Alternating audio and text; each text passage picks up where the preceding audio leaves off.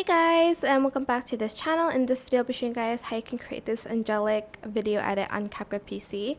So select your video and you're going to copy and paste that actually, and you're going to select cutout and you're going to select auto cutout.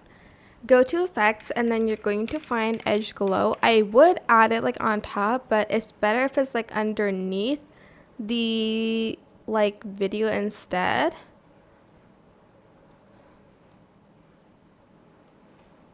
Like that. And you also want to add in the angel one as well, but on the the video effect there's one, and you're going to add it behind the person. Just adjust the strength to like 100%, that's fine.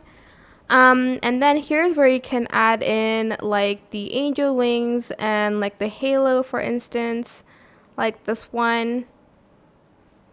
Maybe just like the halo I want to add on top, and you can like add just like the angel wings here if you'd like to as like another addition.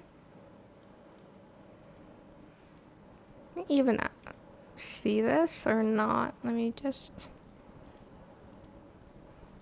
and that's pretty much it really. You can adjust this to make it a little bit like brighter, but you don't want the foreground to be too bright. Here I'll just maybe adjust the opacity a little bit of the background so you can see it a little bit better.